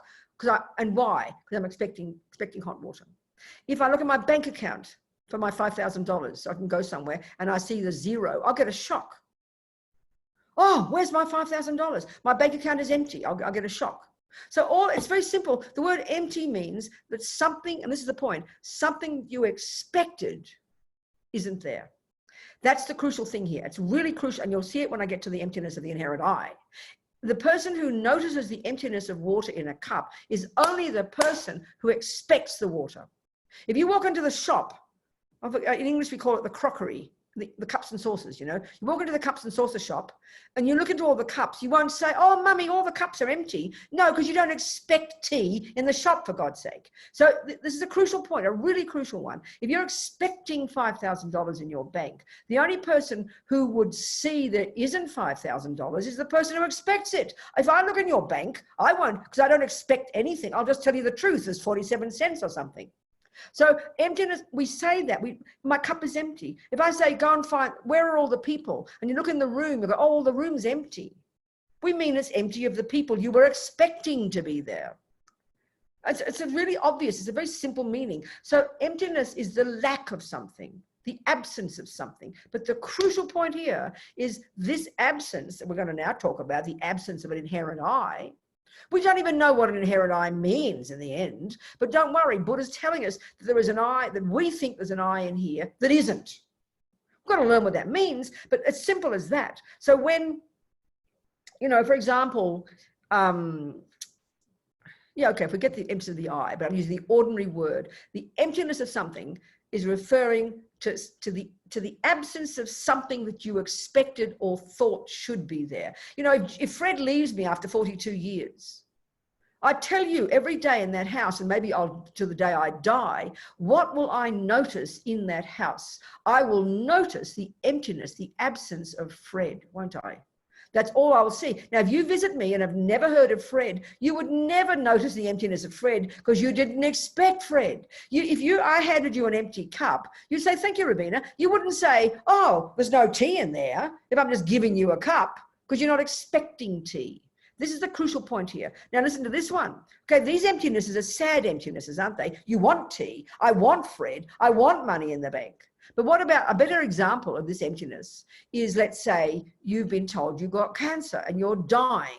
Well, you know, there you are all your life, assuming that you're a living person, as Lama Zopa says, never thinking you've got cancer, never believing you're going to die because we grasp at permanent me. And now you've been given 6 months to live. So you go through this incredible, shocking process, isn't it, of coming to terms with this reality. You learn to get rid of attachment to your husband, your things, your possessions. You're shocked because you believe in the presence of cancer. And then you go to the doctor and she says, oh, Robina, there's no cancer. It was a mistake. Now, imagine the joy you'd feel. You'd bliss out because you've just discovered a delicious emptiness, an emptiness of cancer. And that's a better example. So Lama Zopa says, when you finally, after doing all the work on the land room, all the purification, all the practice, all the study, all the analysis, all the logic, all the debating, and you've got your concentration and you're meditating on emptiness day after day, we'll talk about that, how you do that. And then one day the penny drops and you see at the subtlest level of your mind, you will see nakedly for the first time in reality, directly see with certainty that there never has been, isn't, and never could be that fantasy I. That's when you realize emptiness. Now, Lama Zopa says the best yogis, that's the most blissful, joyful experience in the universe. Discovering that what you've believed in all these eons, which is the basis of all your suffering, all your rebirths, all your dramas, all the nonsense, it has never been there, never could be there. Now, money could be there, Fred could be there, water could be there, cancer could be there, but an inherent I is a much more dramatic thing because it's a thing that could never exist. It's a much more radical emptiness. And so the greatest yogis are blissed out when they finally seen the truth, that there never was, couldn't be, and isn't that kind of I. That's a really subtle point, but that's the conceptual way of understanding. So emptiness, in other words, the obvious, evident meaning here is emptiness doesn't mean nothingness. This is the commonest understanding. It's such the commonest misconception. It's like a bizarre misconception, you know, or even some people even equate emptiness with like God or something absolute. It's just utter made up rubbish, you know. It's the absence, discovering that within you, in here, there never has been that independent I that we have always believed in. But so implicitly, we can't even imagine we believe in it, you know. So discovering that absence, that's the realization of emptiness. That's the direct perception of emptiness. And when you've got that, you cut the root and it can never come back again. And from that second, you can't fall back in samsara. You can only go forward. You have more work to do, plenty more work to do, but that's the crucial turning point. So now another way of saying it, this is kind of important to understand the point. Okay. When you study Buddhist philosophy, you learn the different terms for that which exists. And why this is so important for the Buddha, because he says right now we're living in la-la land about that which exists. We're believing in things that don't exist. I believe in cake that'll make me happy. I believe in my best friend Pamela who adores me, who's going to make me happy. We believe in nonsense. That's why they're called delusions. They've literally made up things. It's a very curious way to put it, you know. We're believing in all this rubbish. So Buddha wants us to realize reality. He wants us to realize that which exists. That's what a Buddha's mind is. It realizes that which exists without anything left over and without any extrapolations. That's what wisdom is. Seeing that which exists.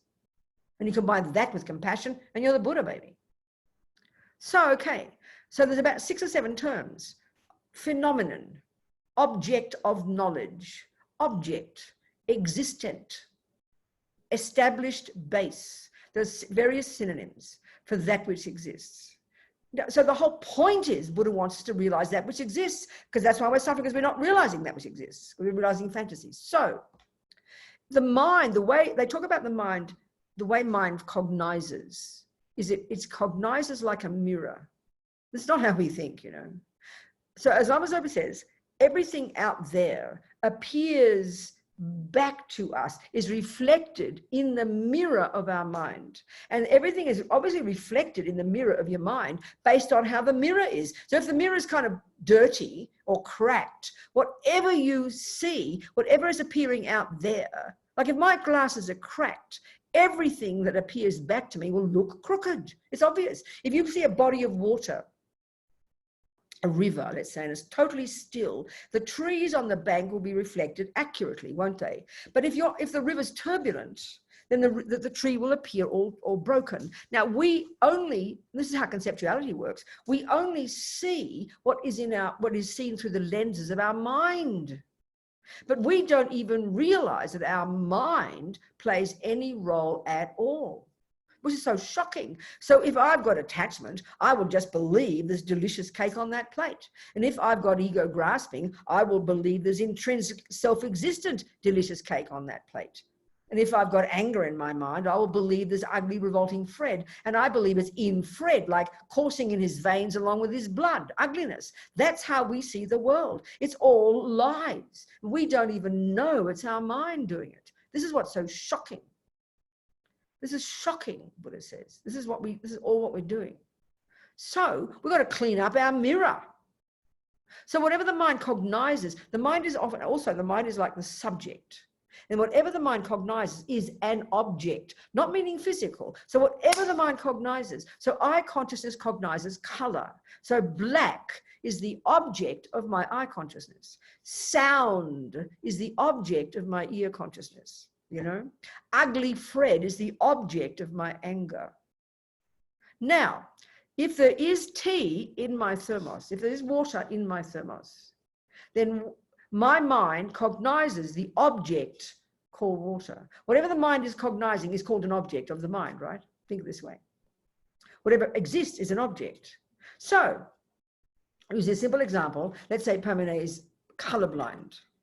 And this is a black thermos. Why? Because we agree it's a black thermos. Not because it's coming from God as a black thermos. It's not intrinsically black. We've agreed that based upon the shape and the color and the lighting and our eyes, the dependent arising of the world, that is called black. We all agree, we shake hands, and now we all can, you know, when I say pass the black thermos, you'll pass me a black thermos and we'll all agree. We won't have a war. But let's say poor Pamela is colorblind.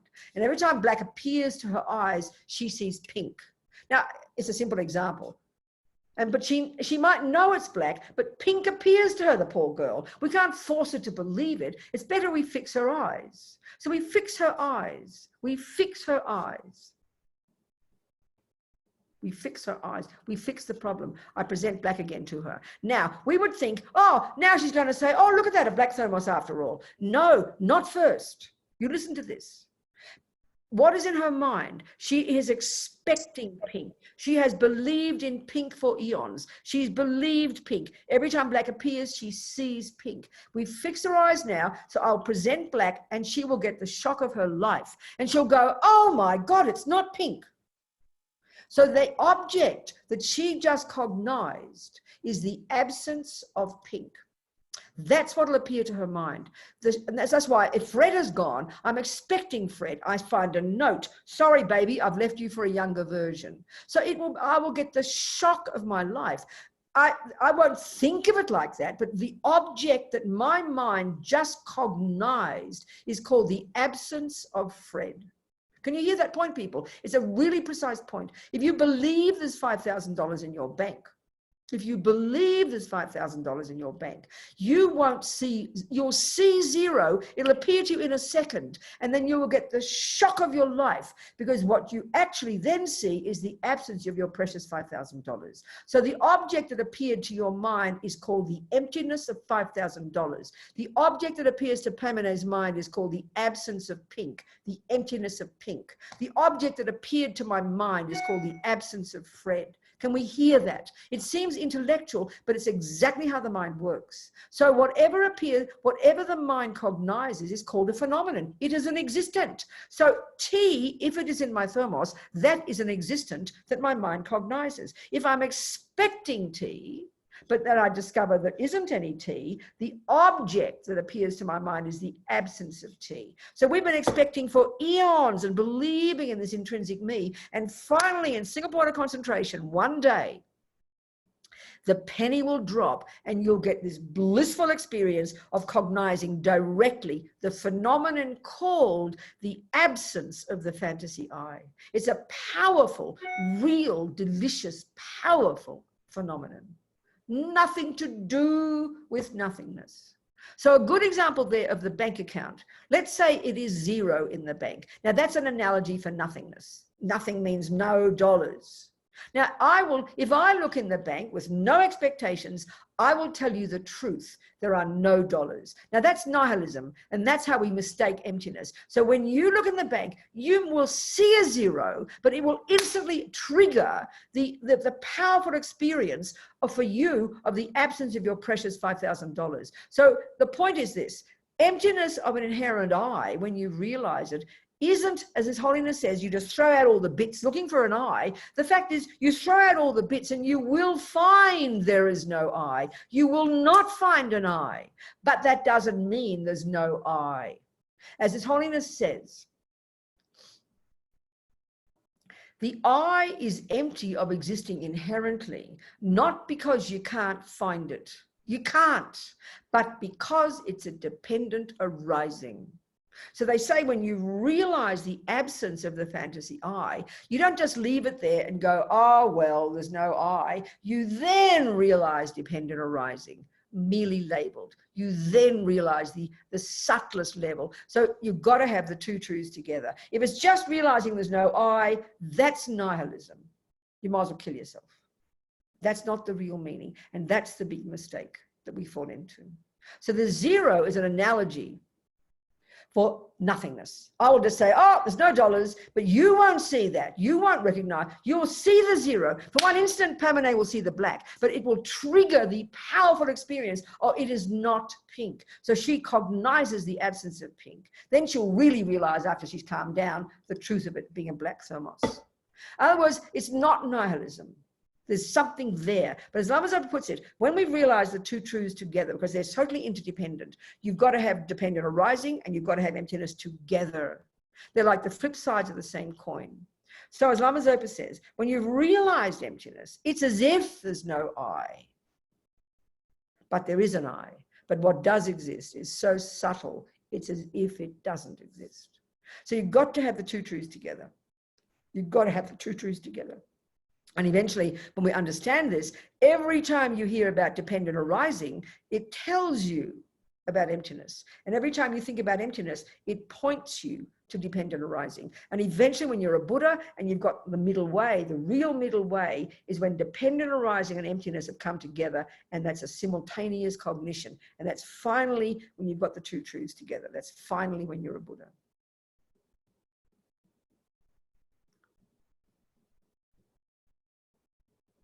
Any questions about all that?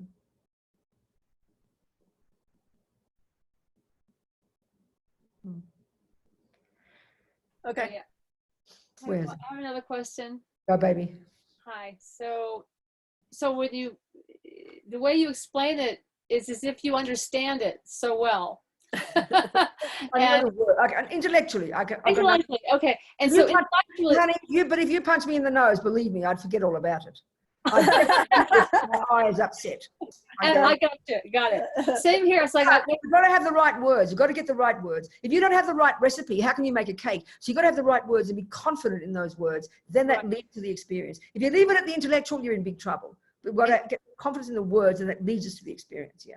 So the intellectual understanding, I mean, because this is the first time hearing you explain it that I'm getting an inkling of understanding about Good. it. Happy. Okay?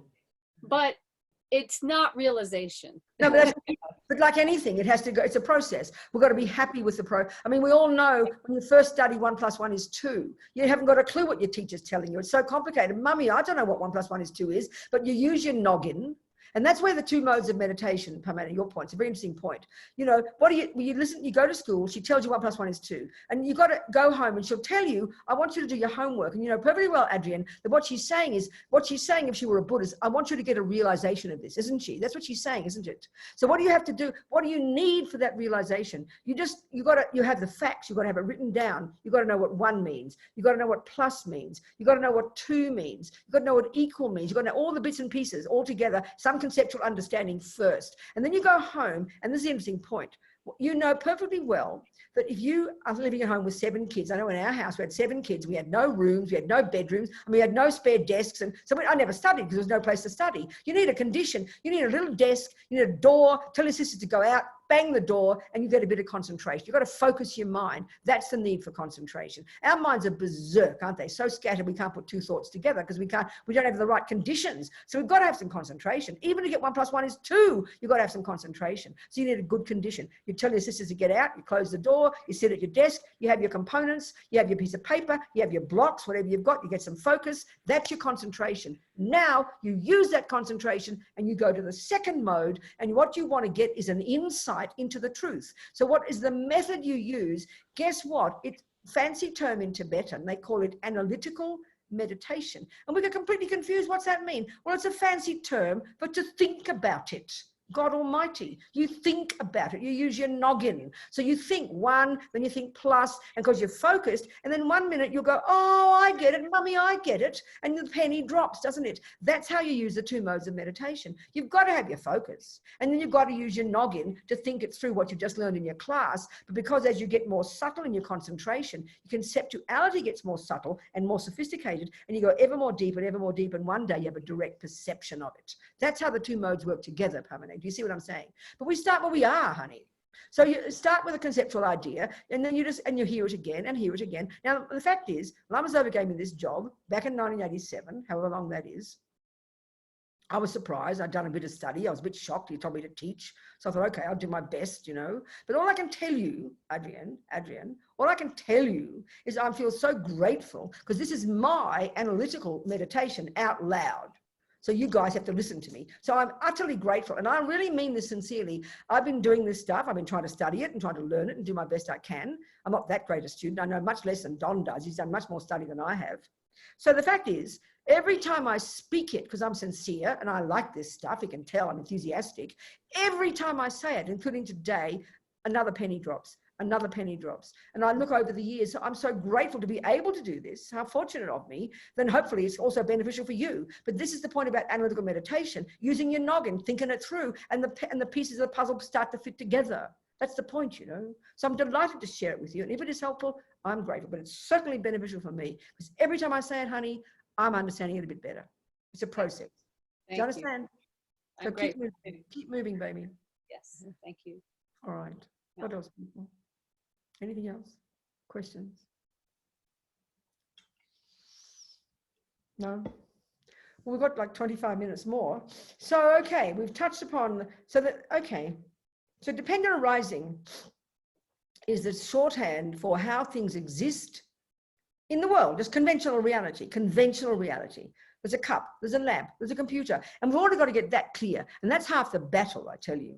Getting conventional truth is already a great stepping stone. Right now, Buddha says, not only do we not even know conventionally what's real, we've made up a load of junk, you know. So you've got to start going into phases. You can at least get things conventionally correct, understand what a thermos is, all agree on the definition, and then we can start using the basis of understanding its dependent nature that leads us to understand its ultimate nature. So dependent arising is the king of logic that proves emptiness. And the more we understand the relationship between these two. So right now, Buddha says we've got the two extreme views. So when we hear emptiness, we fall into the abyss of the great mistake, as Tsongkhapa says, and we go, oh, well, there's no I, might as well kill myself. So we fall into the mistake of nihilism. That's the major way we hear emptiness. And it's forgivable because it really does make sense. We can't hear the nuance of it. We just hear, oh, well, there's no I. That's the extreme of the ultimate view. It's completely mistake. It's nihilism. It's the worst mistake. And then we hear dependent arising. There does exist a thermos that depends upon this and that. And we overstate that one. We over-exaggerate that one. And we go, oh, thank God, there is something after all. Grasp. So right now we have the two extreme views of over-exaggerating the essence of something and believing there's something intrinsic there. And then we hear about emptiness and we under-exaggerate it and chuck the baby out with the bathwater. So right now we have the two extreme views. They're wide apart and they're completely mistaken. So at least to begin to understand the meaning of dependent arising intellectually and the meaning of emptiness intellectually, we can begin to see that these two actually are pointing to each other, not separate. Then we're really on the right track when we can begin to hear that. So putting it in simple words, what Buddha's saying is that ultimately there is no I here that's independent of the parts or the mind calling it I. There's no independent I, independent of the other bits and pieces. There's no independent I. So that's the same as saying there is an interdependent I. So saying there is an interdependent I is an affirmative way of saying there's no independent I. So it's obvious they are saying the same thing, but in a different way. It's a way of saying it. There is a dependent I and there's no independent I are obviously pointing to the same thing. So one is the conventional way that things exist and one is the ultimate way. So it's a different approach. One is a negating and one is an affirming, but they come to the same thing. They come to the same thing. And that's the crucial piece, even intellectually, to understand. They're not separate, They point to each other.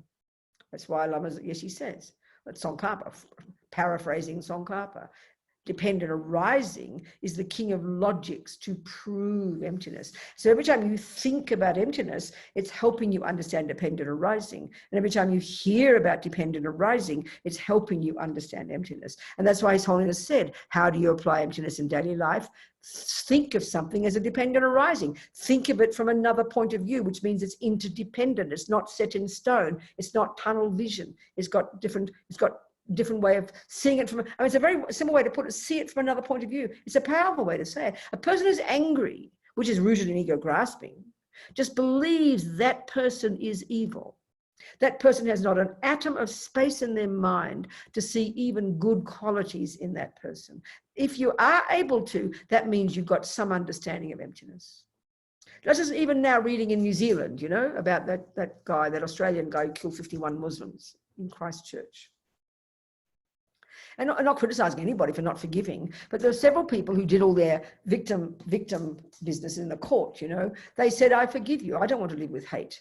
I mean, that's a profound thing to do. They're talking compassion there. That's not talking about emptiness, but it comes from understanding emptiness. That person wouldn't think they understand emptiness, but they're able to realize that person didn't know what they were doing, completely ignorant, out of their brain, whatever their belief is, and they were able to have compassion because they knew, and they're even more powerful, they knew that having anger would hurt them. That's a mind that understands interdependence, I tell you.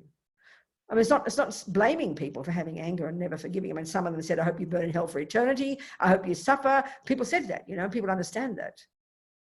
But that's what we can see in our own lives. If a person's hurt us, we can't possibly see any good qualities. And that's what shows our mind is so deluded. I always think of my mum, when we're children, I don't know about you, but when I was in love with, you're in love with your mother, you've got attachment for her, which means she's divine, she's perfect, she's heaven. And I remember the moment when I was about 12, I think, when I started to find fault in my mother. I think people now start to find fault when they're 2. It took me till I was 12, you understand? She fell off a pedestal. I'll never forget the shock. It was a shocking point when I actually found a fault, and it was downhill from there. And 3 years later, your mother's your worst enemy. All you see is the bad things. This is how we run between attachment and aversion, like mad people. And they're all rooted in ego grasping. Because when you're attached to a person, you believe totally she's inherently delicious. When you have the anger for them, you believe totally it's inherently ugly. It means set in stone, stuck, paralyzed, fixed, tunnel vision. That's the function of ego grasping. So when you loosen the grip of that one, you can see things from a different point of view. You can be more forgiving. You can be more loving. You can be more kind, because virtues are rooted in independent arising. The sense of interdependence isn't there. When you're mainly angry or attached, it's just rigid. So you can see that. So this is not working directly on emptiness, but it leads to help us understand emptiness. Help us understand dependent arising. And everything in the universe exists like this, Buddha says. And that's the difference in the different Buddhist teachings. When you study Buddhist tenets, there's all these different schools of thought in Buddhist philosophy over the centuries. And in the text, they've gathered all these different thoughts. There's probably 72 different variations of emptiness and various other views, all laid out, you know. So we learn all these. And so each of the views, even in Buddhism, there are different views. And so some of the earlier schools of thought still do posit that there's something there that has to be there that is valid for the label I. And they keep getting more and more subtle till eventually get to the Prasangika Madhyamika, which is the subtlest, and all the lamas in Tibet would say that's the real meaning of Buddha's teachings on emptiness. And it's only that view that says there can't be and doesn't need to be anything from the side of the thermos. There doesn't need to be, there can't be anything from the side of the thermos that is a valid object of the label thermos, in an independent thermos. They can't, but it's scary because it's like hearing there's no thermos. We can't help but hear it as nihilism, but it's not the meaning. It's not that. It's a very subtle view. And when we understand that when you realize emptiness of the inherent thermos, you now realize the reality of the merely labeled thermos. And that's the two truths together. That's what His Holiness said. When you realize the emptiness of the I or the thermos, same. It's not empty. A thermos is not empty of being an independent thermos because you can't find an intrinsic thermos in there. No, it's because it is a dependent arising thermos. And this is what they say, you know, when you define something, this is a crucial starting point for the conventional reality. You define a thermos. What's a thermos, Mummy? Well, darling, it's this flat bottom clay metal container. Can you see it? Yeah, I know I can see that, Mummy. That's the first part of the definition, the conventional reality. But you've got to know the second part, which is crucial. This is crucial when we understand emptiness. What does it do? What's its meaning? What's its function? Sweetheart, it makes my tea hot, keeps my tea hot. That's its job. That's the meaning of thermos. So everything in existence has that. It has a conventional status, conventional reality, and it has a meaning. And that's its function. So when you realize the emptiness of thermos, from the side, when you realize there's no intrinsic thermos there, you realize that. But nevertheless, when you pick the thermos up, you will see that it fulfills its function of keeping your tea hot. So there's no thermos you can find, but there is a thermos that keeps your tea hot. And it's putting these two seeming contradictions together to make them the same. And this is the point. So the yogis in their meditation, realizing there's no I, there's no this, there's no that. They see merely the absence of that in their meditation. And when they get out of their meditation, the world suddenly appears to them, but they don't believe for one instant. But the thermos still functions. A person punches in the nose, that's still called a punch, you know, but it's not existing from its own side. It's these two seeming contradictions that we have to put together. Then we're on the right track. Then we'll never fall into the abyss of the great mistake, as Tsongkhapa says. Have we got the Heart Sutra? Let's recite the Heart Sutra together. Is it easy to find? Then I'll talk a few minutes about the Heart Sutra. I'm not sure if we have it handy. John would have to be the one. Okay, has John got it? He's looking for it. I don't have it. I wouldn't be able to put it on screen. Don't worry. But if you've read, never mind. So we've read the Heart Sutra a few times, right? Okay, let's talk about the Heart Sutra because it's very helpful. So in the Heart Sutra, basically it's Buddha. Well, first of all, Buddha taught different ways, apparently. He taught either directly from his own mouth or the common way, and this is the way the Heart Sutra was taught. He's sitting there in meditation, actually, and it says it in the Heart Sutra. He's sitting there in meditation, in contemplation on reality. But what he's doing is channeling his thoughts into the mouths, the minds and the mouths of his disciples, Shariputra and Avalokitesvara. Avalokitesvara is like a 10th level bodhisattva, like a human. And they're having a chat, basically. But it's actually Buddha's teaching. So if you're going to visualize that in this place up in amazing near Varanasi, near Rajgir, wonderful place up in the Volta Peak, a tiny spot up there. And there's Buddha meditating and these two people having a conversation. So basically what it is they're stating, how should a person who wants to realize emptiness, what a person do? And then basically it goes through all this list of phenomena, these categories of phenomena, according to the Buddha's view of the universe. So he talks about the 5 aggregates. He says there's the 5 aggregates. There are the 4 noble truths, the 12 links, the 36 constituents, like the 6 sense consciousnesses, the objects of the 6 sense consciousnesses, and the 6 sense subtle kind of energy there is. So all this list of phenomena, and we have to think about all of these in the same way, that they're empty of existing inherently. So there's a line where he says, form is the first of the 5 aggregates, and the 5 aggregates is the first of the group of phenomena that the Buddha says are empty. So the 5 aggregates is just from a teaching of the Buddha that he gave, where he presented a person in terms of 5 components. So never mind those now, but basically presenting a person made up of these 5 components. So never mind what they are now, but the first one is called form. And what that's referring to is our physical, very simple, called the physical, okay? So he says, at some point he says, form is empty. And then he says, emptiness is form. And then he says, form is nothing other than emptiness, and emptiness is nothing other than form. So this is pointing out the 2 truths, and how understanding emptiness within the framework of these 2 truths, you can never fall into the abyss of the great mistake. You can never become nihilistic. So all he's saying is this. I'll use the cup as an example for permanent. Okay. Form is emptiness is saying wherever there is black thermos, there necessarily is the emptiness of pink thermos. And wherever there's the emptiness of pink thermos, there is the presence of black thermos. So black thermos is emptiness of pink thermos. Emptiness of pink thermos is black thermos. Black thermos is nothing other than emptiness of pink thermos. And emptiness of pink thermos is nothing other than black thermos. Can you kind of get that? No nods, some nods. In other words, this is only for Pamela, because we've realized it's black. We've got realization, but Pamela does not know that. When she gets the realization, for her, wherever the black thermos exists, this is the point now. We think emptiness of eye is this kind of nothingness. There's just nothing left. There's nothing out there. But that's not possible. Emptiness of eye is a real emptiness of pink. Okay, emptiness of pink is the object that Pamela realizes when her eyes are fixed. Do we agree with that? We agree. We understand that point? So now, the emptiness of pink is a phenomenon she realized with her mind, isn't it? Would you agree with that? So where does emptiness of pink exist? Anybody got an answer? In the mind. No. Where does emptiness of pink thermos exist? On the black thermos. You thought it was pink, didn't you? You thought pink was here. Now you've realized emptiness of pink here. So emptiness of pink is existing where there is black. Would you agree?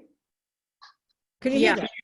And where there is black thermos, there will be right there for you the emptiness of pink thermos. So emptiness of eye does not somehow exist out there. Oh, well, eye is empty. There's no eye. Where is there no eye? Where is there no independent eye, Pamela? Where does the emptiness of independent eye exist? Where does the emptiness of pink exist? On the black thermos. Yeah, on the black thermos. Okay, where does the emptiness of eye exist? On the dependent arising eye. Yes, Mark got it. Oh, on the dependent. Right here, on the dependent arising eye, which is also very subtle. So you can't have emptiness of eye without a bloody eye. You can't have emptiness of pink thermos without a black thermos. So that's the 2 truths together. It's not nihilism. Can you just say that again one more time?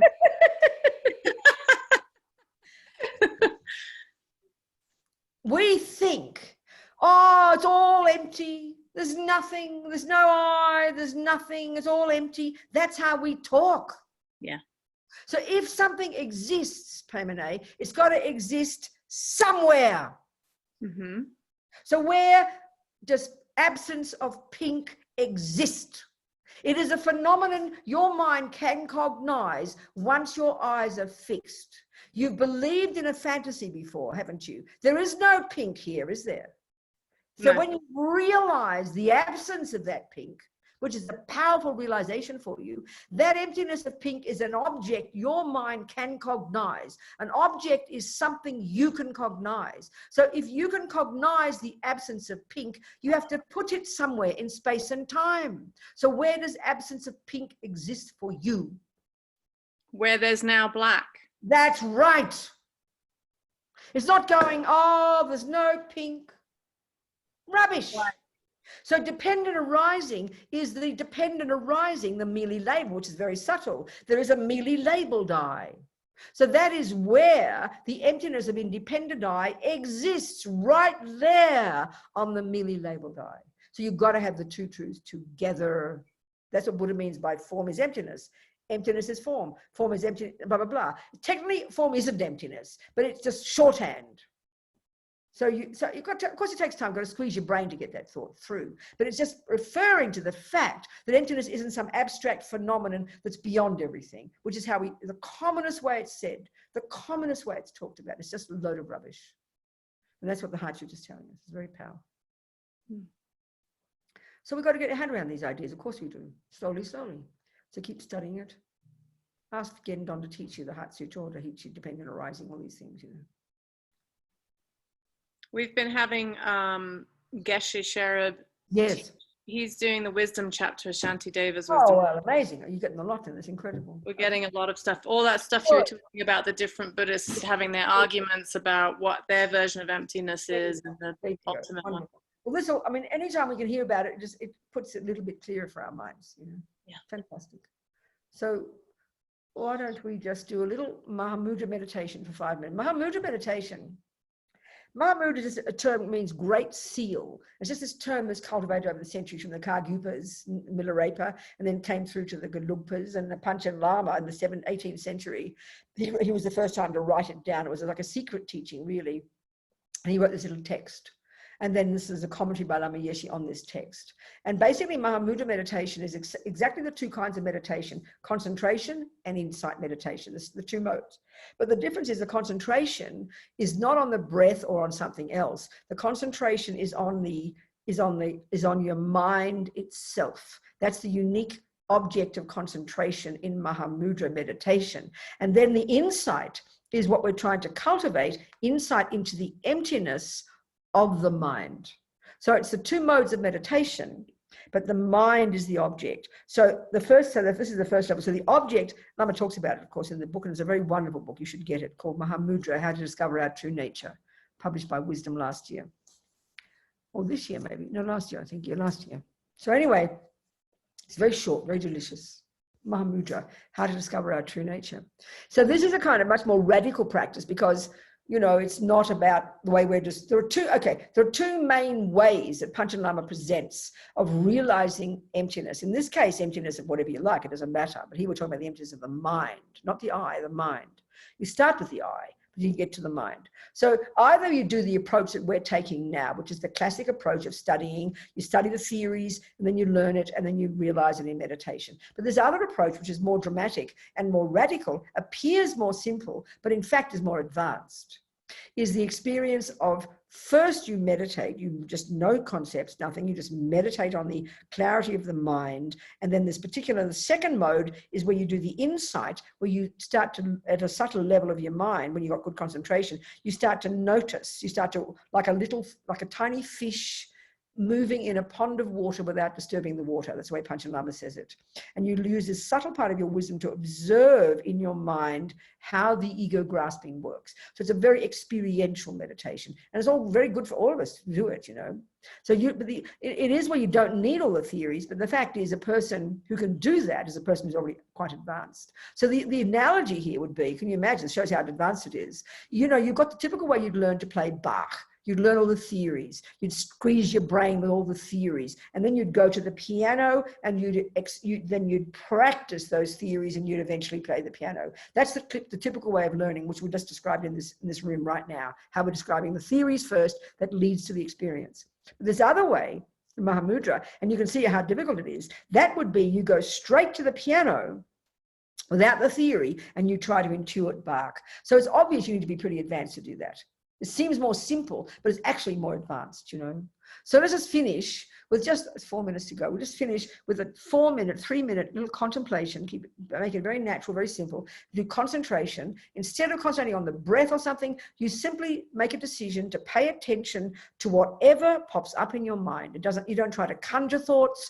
You don't try to understand them. You don't have conversations with them. You don't wish they'd go away. You simply pay attention without moving your mind. You pay attention to whatever pops up in your mind. It's a sort of a strange experience when you start. This is the beginning stages of Mahamudra. Let's just finish with that. So just close your eyes, relax, have your body upright, and just with determination, simply pay attention to whatever pops into your mind. That's it.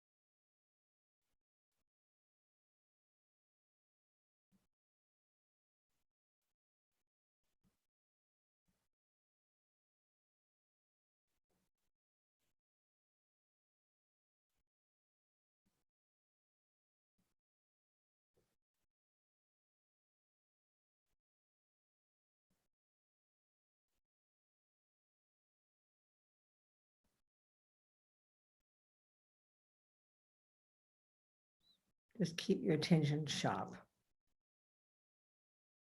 just on the thoughts.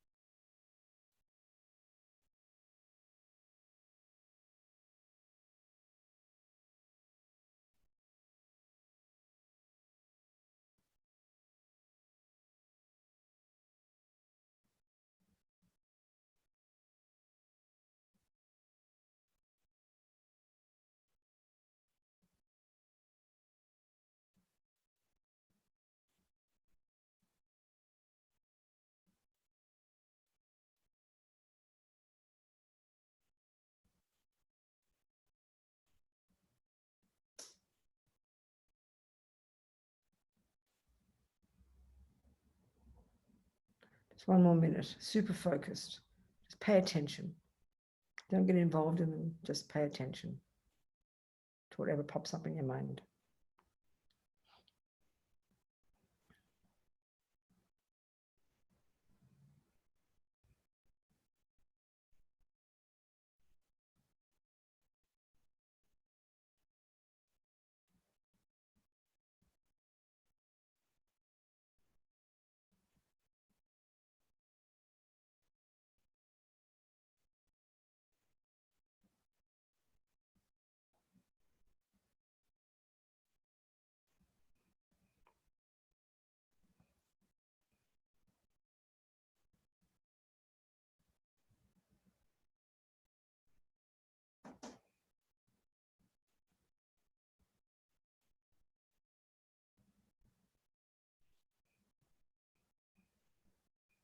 So relax now. That was about 3 quality minutes. Better to have 3 quality minutes than 10 minutes spacing out. I remember listening to Venerable Renee, you know, has he ever been taught there? I remember when I interviewed him back in 95, you know, about his meditation, a 2.5-year meditation retreat. He said it's so important. It's far better to have, you know, like 5 minutes. You know, you have really good quality 5 minutes. And when we sit there for 20 minutes thinking we're meditating, but 90% of the time we're just spacing out. And it's not meditation at all, you know, because concentration meditation is so specific. It's not a relaxation technique. It's not to make all the thoughts go away. It's not to space out. It's not to have a vision. It's you're training your mind to stay focused. But here, and this is the first part of Mahamudra, you train your mind to stay on the mind, because Tsongkhapa talks about the mind itself being a very powerful object. So the first part of the meditation, you get some clarity. Come in, Matt. Come on. And then the second part, once you want some stability, I'll just mention it here, but you read Lama's book, it's wonderful. Maybe have a study about it. It's very nice. So the second part, when the mind is steady, you keep focusing on the mind. You never waver from that, but you get this subtle part of your mind observing the mind, observing, and try to catch the way ego works. It's very subtle and Lama talks about it very sweetly, you know. This is Mahamudra meditation. It's a sutra practice, you know, it's very excellent. So I really recommend. Just the book is so delicious. Maybe you study it one time. It's very tasty. And Lama talks about emptiness in there as well. Okay, darlings, that's it. All right. Do you mind if I read the dedication list? No, you do that. It's fantastic. Okay, thank you. So we'll dedicate tonight's beautiful teaching to these various people who are dealing with obstacles, those dealing with illness and physical ailments, and those who've recently died.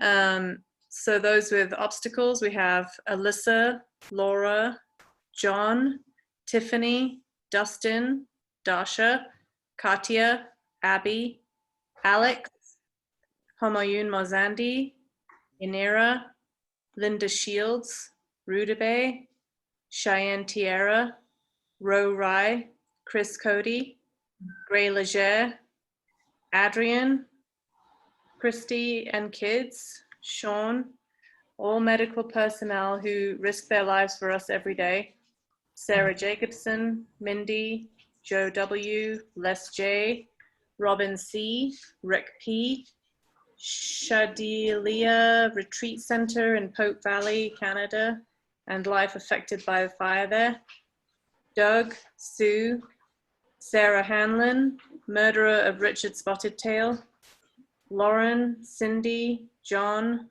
Lyra. Those dealing with illness, Jane, Jerry, Larry Lee, Les J., Dustin, Nini, Mowena Arthur.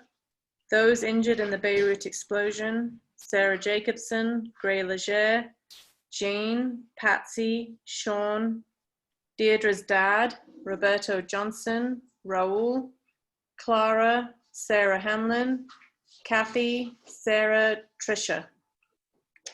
Those who have recently died, those killed in the Beirut explosion, Anise, Harry Rennick, Baby Robin, Eddie, Norman Shields, Sharia Bakhtiar, Lobsang Kyakyel, Kai, Yolanda Lucero, medical personnel who have died from COVID and other contagious diseases, Andy Miera, Rosie, Richard Spotted Tail, those killed in Yemen, and Luann. Okay. So we think we're dedicating also for all sentient beings, every single sentient being in the universe, all the merit we've created, which means all the virtue we've created by just sitting here listening. No thought has gone astray. It's all gone in. So we just make this aspiration that we kind of nourish these seeds we planted, never giving up on our efforts to practice, to develop wisdom, to develop compassion, so that we do manifest as Buddha, like we motivated in the beginning. And that the dedication means that all of this virtue, what's it for? So we can help others. This is the final point, you know. And the second little prayer, may compassion, bodhicitta, grow and grow in the hearts of all. Kewadinyu dudai lama sangye drugyune drowa chikyang malupa dei sala gopa shok. Jangchub semchog rinpoche, ma kye panam ke gyuchig, kye panyam pa me payam, gong ne gong du pelba shok. And may we never develop, even for a moment, wrong views towards the deeds of our most precious gurus. With faith and respect gained from seeing their goodness, may therefrom inspiration flow into our hearts. Thanks for having me. Thank you so much, Venerable Robina. Oh, thank you so much. Thank you so much. Who knows? I could be stuck here for the next year, so who knows? Okay, so, well, I can't say I hope so, Thank but you, it would Venerable. I'm thoroughly enjoying it. I can't believe I haven't sat in one place for more than a month in about 12 years, I think. So it's quite a new experience for me. All right. Well, we're happy you're I'm here getting very used to it, I tell you. Okay. Very nice. Good, darlings. Thank you so much. Thank you so much. We're so grateful. Appreciate Good it. night. Keep up your good work, all of you. It's wonderful. Okay. Thank you so Bye, much. Bye. Thank you. Thank you. Yourself and happy.